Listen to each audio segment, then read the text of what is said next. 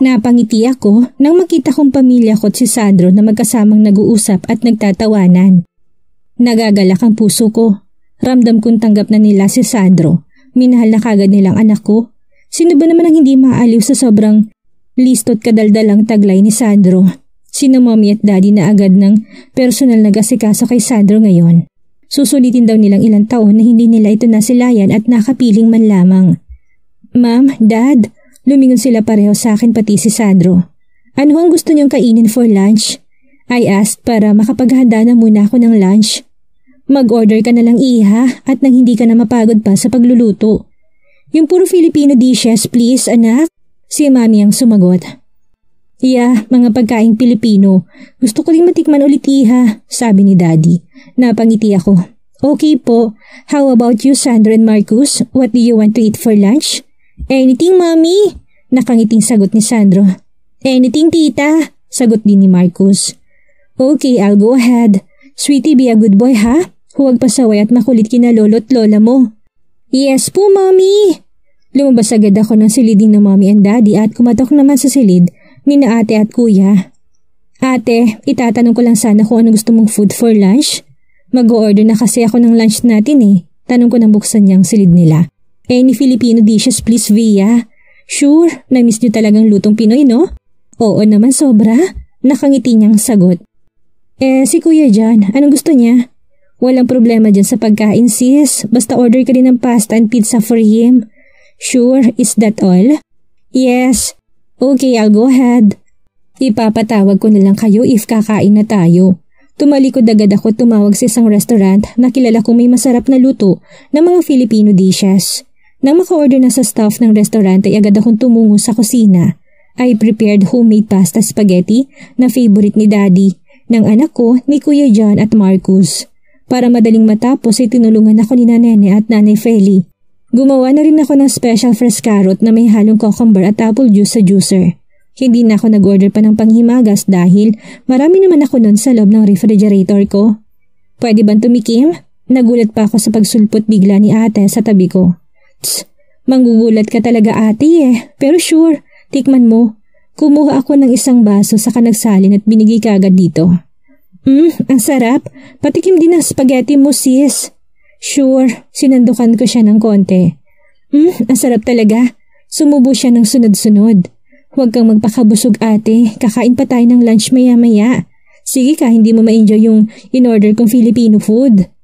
Namiss ko na kasing luto mo sis eh. Hayaan mo, gaganahan pa rin ako mamaya, sabi niya. Saka kumindat sa akin. Excuse me ho ate Via, may tawag ho kayo. Si Nene yung lumapit sa amin at sabay abot sa akin ng nag-iingay kong cellphone. Nagdalawang isip ako kung sasagutin yun nang makitang pangalan ni Franco. Tumingin muna ako kay ate na nakatingin lang sa akin at bahagya pang nakataas. Ang isang kilay na parang hinihintay na sagutin ko ang tawag. Hello? Sinagot ko na lang yon dahil baka magtaka pa si ate. Hi, how's my son? Bungad na tanong niya. He's fine, may hinang sagot ko. Can I talk to him? Kung pwede sana boss. He's sleeping right now. Pagsisinungaling ko kahit gising naman talagang bata't nandoon lang sa mga magulang ko at pinsan niya. Gigisingin ko. No, it's okay. Tatawag na lang ulit ako mamaya. Okay, tipid kong sagot. So, kamustang sugat niya? Pinainom mo na ba ng gamot niya? Of course, at yung sa sugat medyo naghilom na. I lied. Ayoko nang banggitin pang nangyari dahil baka mapasugod siya ng wala sa oras. Good, then I'll go ahead, boss. May gagawin pa ako. See you both later. Tatapusin ko lang itong meeting then I'll spend my whole time with you and my son. Ha? Marin ako napalunok. No, I miss you both. Hindi mo ko mapipigilang pumunta dyan. Sige na boss, I'll hang up this call because I'm the middle of the conference meeting. Bye. See you later, honey. Oh shit, not now. Regular ang pagdalaw ni Franco sa bahay but still naiilang pa rin ako. We kissed, we hugged. Normal na yata yun sa aming dalawa. Pero wala pa rin kaming napag-uusapan tungkol sa patutunguhan ng relasyon namin. Hindi ko pa alam kung anong plano niya sa akin at sa anak ko. Sino yon? Humarap sa akin si ate na may pagtataka ng ibaba ko ng tawag. A friend of mine. Bakit nagsinungaling kang tulog ang anak mo? Kahit gising naman talaga siya ngayon. And wait, bakit kinakabahan ka? Tinasan pa niya ako ng kilay. Gusto kasi niya makausap yung bata. Ayaw ko namang istorbohin ang moment ng anak ko kina mom and dad at ang pinsan niya. So I lied to my friend. Alam kong hindi siya kumbinsido sa paliwanag ko.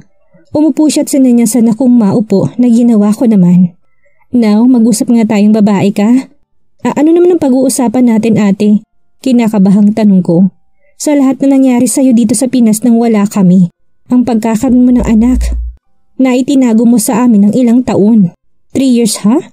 Grabe ka Via, na kaya mong lahat na mag-isa? Lalo na kung katulad niya na may insidenteng nangyari sa inyong mag-ina.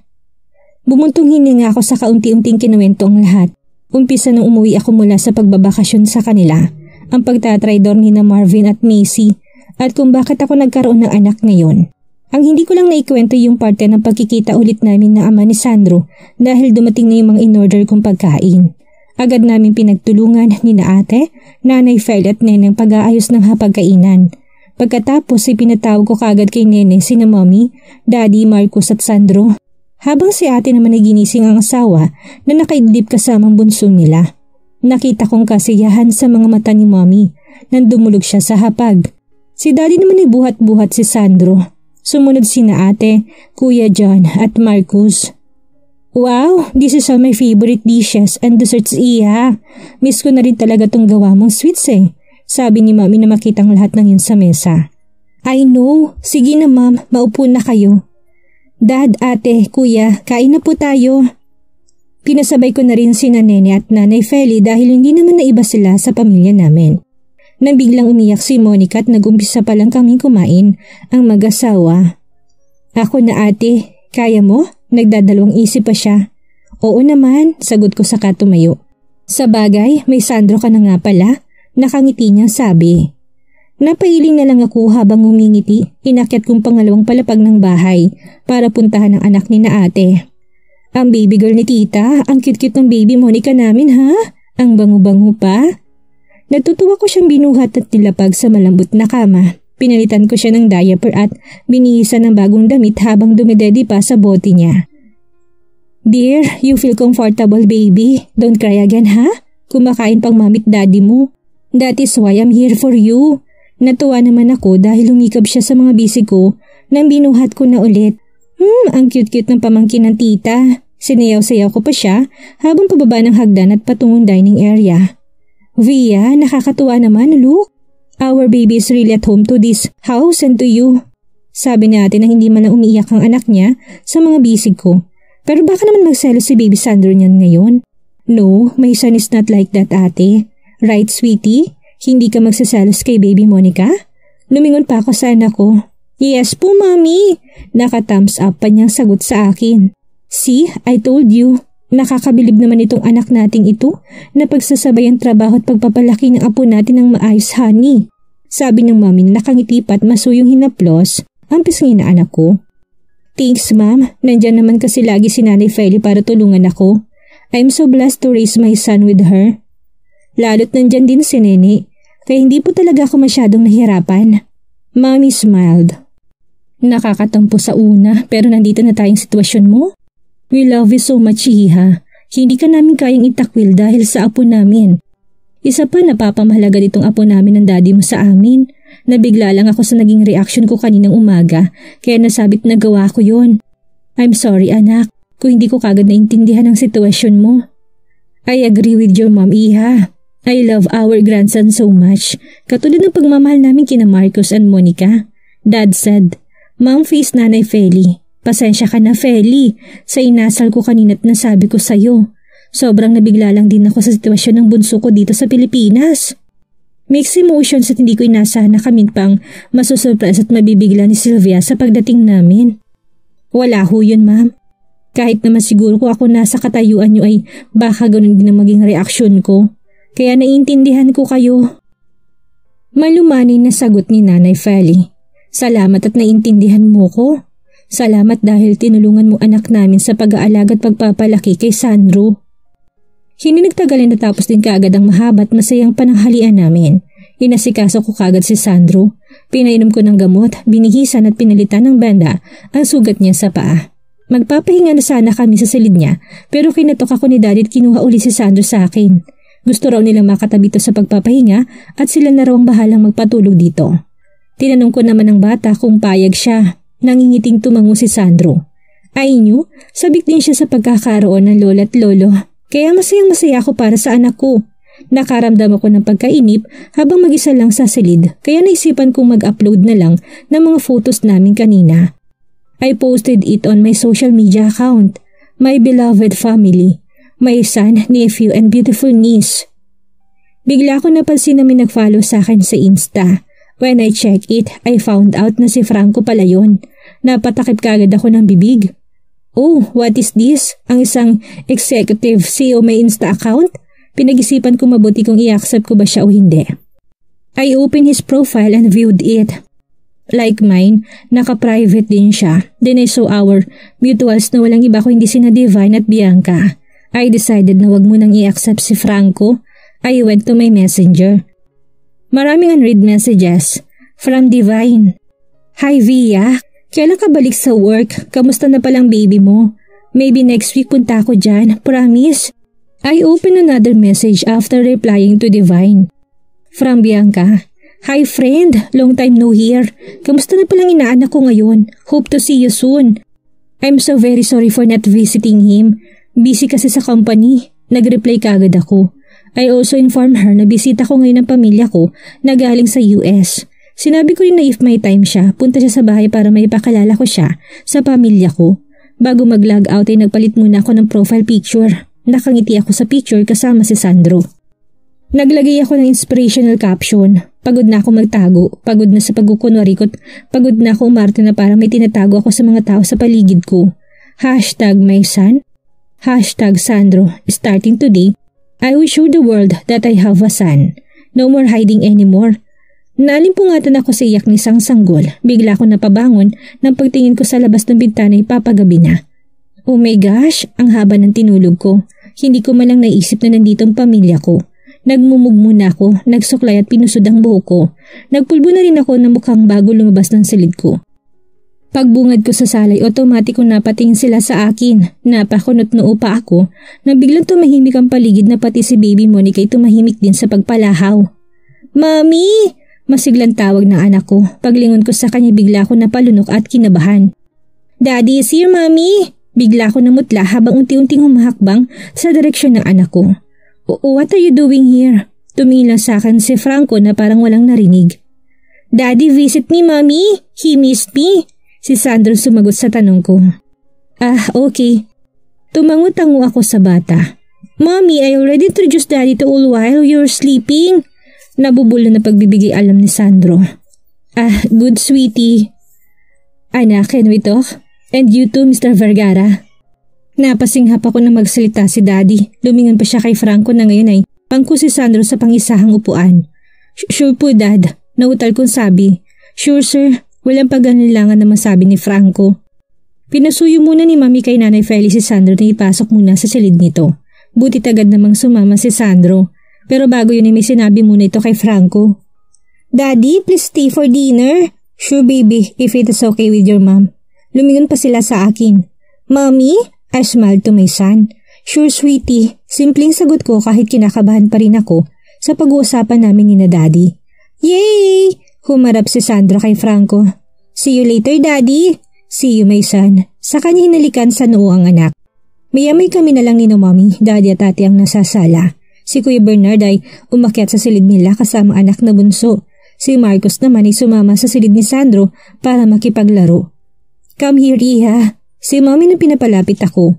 Lumapit agad ako at pinaupo nila ako sa gitna nilang dalawa ni Daddy. Si Ate naman ay nasa pangisahang sofa tulad ni Franco. Please sit down, Mr. Vergara. Daddy said to him. Tinignan ko si Franco at pinaupo ko rin. Thank you, sir. Seryoso at may paggalang niya sabi habang nakatitig sa akin. Anyway, panimula ni Daddy. Iho, alam mo bang bunsong anak namin itong si Sylvia? Nagalangan tumango si Franco. Wala naman kasi siyang alam sa buhay ko. 3 taon namin siyang hindi nakita at nasubaybayan dahil wala kaming lahat dito sa Pilipinas. At ngayong bumalik kami ay hindi namin ito inaasahan. But Daddy sighed. We love our youngest. Kaya agad namin tinanggap ang anak niya kahit hindi niya sinabi sa amin ang tungkol sa inyot ng anak niya. Hindi namin inaasahan na nandyan ka lang pala kasi ang buong akala namin ay walang kinikilalang amang apo namin. Tell us, iho. May obligasyon ka ba? I mean, may pamilya ka na bang iba? Mommy seriously interrupted. Napalunok ako bigla. Franco cleared his throat. Ma'am, sir, masisiguro ko sa inyo na wala akong pamilya at anumang obligasyon maliban sa sarili kong anak kay Sylvia. Nagtamang mga mata namin. Binatang-binata ho ako at walang ibang anak sa ibang babae. Then, why are you not taking your responsibilities to my sister and nephew kung wala ka naman palang pamilya sa iba? Si ate na hindi nakatiis at nagtanong din. Ate, I protested immediately. Bakit? Totoo naman ah. She crossed her arms at tumira pa kay Franco. Mira, don't be rude. Kami nang bahala ng daddy mo makipag-usap sa kanya, okay? Mommy whispered to ate. Okay, I'm sorry ma'am. Sorry to interrupt you sir, ma'am. Pero kung punto niyo ibibigay kong responsibilidad ko sa anak mo at sa apo mo, okay, pakakasalan ko si Sylvia para mabigyan ng kompleto at masayang pamilyang anak ko. Nalaki ang mga mata ko sa inihayag ni Franco. Bigla ko napakunot noo habang nakatingin sa kanya. Oh Jesus, ayun naman pala. Ba't pinatagal mo pa? Hinintay mo pa talaga kami makauwi dito sa Pinas? God, how irresponsible father you are to my nephew. Ate, hindi ko na napigilang pandilatan si ate ng mga mata. Nakakahiya kasing naasal niya. Wala rin kasi siyang alam. Okay, I'm sorry again. Tinaas pa ni Franco ang dalawang kamay. So we'll settle the wedding as soon as possible. Hanggang nandito pa kami pamilya niya. Daddy said in a serious tone. Yes sir, I will marry your daughter as soon as possible. Seryoso rin niyang sabi. Franco, sinamaan ko siya ng tingin at tumiling. Kailan mo dadali ng parents mo dito, iho? Pagpapatuloy ni ma'am sa topic. Asahan niyo po bukas, ma'am. Sunday bukas. So sa Monday agad? Bakit ang bilis naman ang lahat ng ito? I didn't expect this to happen in just one day. Okay, I expect you and your family on Monday evening. Tumango si Franco na sobra kong tinutulan. This conversation is close by now. But tumingin ulit si Daddy kay Franco. Mr. Vergara, can I talk to you alone? Tumango si Franco sa akin na pa rin nakatingin. Pinagtaasan ko siya ng kilay at kinunutan ng noo. Nag-excuse sila at pumunta sa terrace. Natutuwa namang niyakap at tinalikan ako ni Mommy saka nagmamadaling pumanik sa kwarto ni Sandro. Si ate naman ay agad akong nilapitan. In fairness sa'yo ha, ang pogi ng ama ni Sandro. Hindi na ako nagtataka kasi ang cute naman talaga ang pogi ng pamangkin ko. Napapansin ko sa pananamit at tindig ni Franco, mayaman siya no? Ate, ikaw ha? Ang dami mong sekreto. Magkwento ka pa nga. Ang daya-daya mo. Hindi naman pala buong kinuwento mo sa akin eh. Sabi niya sabay kurot sa tagiliran ko. I was left with no choice kung hindi kwentong totoo at lahat-lahat ng nangyari. Simula na magkita kami nang hindi inaasahan. Pati ng pagkakabuo ni Franco tungkol sa anak namin noong nakarang linggo lang. Oh my God! Nakakahiya pala yung mga inasal ko kanina sa kanya. Nakakainis ka sis. Ginawa mo ako mataray kay Franco. I'm sorry ate. Ikaw naman kasi nakikisali ka eh. Malay ko ba naman kasi na ganun yung nangyari? Wala akong alam. Nakakulot pa rin ang noo niya. At least ang mahalaga magkaroon na ng amang pamangkin ko. Kayo, nag-iwas ako ng tingin. Hindi ko pinapahalata na may isa pa akong inaalala. Ang tungkol kay Clara at sa daddy ni Franco. Hindi nagtagal ay pumasok din kaagad sina Daddy at Franco. Pareho sila nakangiti na para bang okay na okay ang pinag-usapan sa terrace. Diyan na muna kayong dalawa ha, pupuntahan ko muna mag-ama ko. Mag-usap kayong maigi Via, ikaw na munang bahala sa bisita mo. Humarap si ate kay Franco. Mr. Vergara, pasensya ka na sa inasal ko kanina. Tulad mong wala rin akong alam dahil itong kapatid ko, sobrang masekreto. It's okay ma'am, may point naman yung sinabi mo. May hinahong sabi ni Franco. Don't mommy, Mira o Mirabella na lang. Magalang itong tumango. Okay Mira. Tahimik kamit magkatabing nakaupo sa sala. Walang nagsasalita pagkaalis ni ate. Pero nang hindi na ako makatiis ay binasag ko ng katahimikan. What brought you here? Di ba busy ka? Sabi ko sa seryosong boses. Binibisita kayo na anak ko, sagot niya. Nakatitig sa mga mata ko. Why are you not answering my calls? Hindi ko inasahang nandito ang pamilya mo.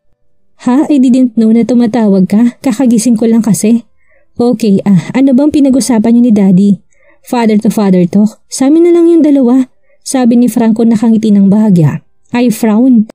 Bakit pumayag ka sa gusto nilang mangyari na pananagutan mong anak ko? Hindi mo naman kailangan gawin yun. Pwede ka naman maging ama sa kanya without our marriage.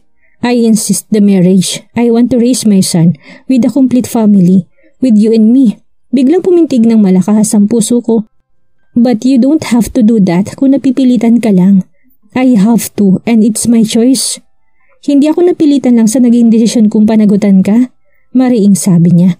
Baka ikaw ang napipilitan lang na magpakasal sa akin. I shook my head and pressed my forehead.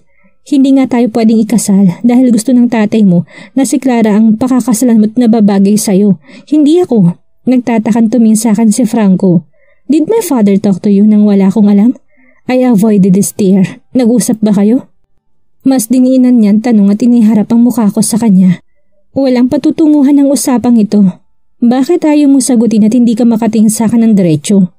Franco, hindi ko na nasabing gusto kong sabihin nang may mag-doorbell sa labas ng gate. Hindi pa tayo tapos mag-usap. Sabi ni Franco saka ko iniwang mag-isa sa sala. I pressed my forehead again. Gosh, do I have to face his father again? Para ano pa? Para naman marinig ko sa kanya? Malamang hindi siya papayag na ikasal kami na anak niya. Napakunot ang noo ko nang pumasok si Franco at ang delivery boy sa loob ng bahay namin. Ano? May fiesta bang magaganap sa bahay ko? Bakit ang daming delivered foods? At teka, akala ko uuwi na siya. Agad ang nisikaso ni Nanay Violet Nene ang mga pagkain. Tumayo ko't lumapit sa kanila. What is this? Tanong ko kay Franco. Foods for dinner? Sagot niya na parang kinainis ko. Huwag mo nga akong pinipiloso po. It's my treat for them, for your family. Nang ganyang kadami? Ano may fiesta ba dito sa amin na hindi ko alam? Mauubos ba lahat yan ng pamilya ko? I raise my brows and cross my arms. What is the use of your fridge kung hindi kasya Hindi pa kain mo sa aso? Sagot niya na mas kinalungkot ng mukha ko. Nagsasayang ka ng pera at pagkain. Inirapan ko na lang si Franco at tumulong sa pag-aayos ng mesa. Tamang-tama't lumabas na rin ng silid si Mommy at Daddy kasama si Sandro at Marcus. Wow, lechon! I love it, Iha! Natatakam na ulit akong tikman yan. Si Mommy na kagad lumapit sa hapagkainan.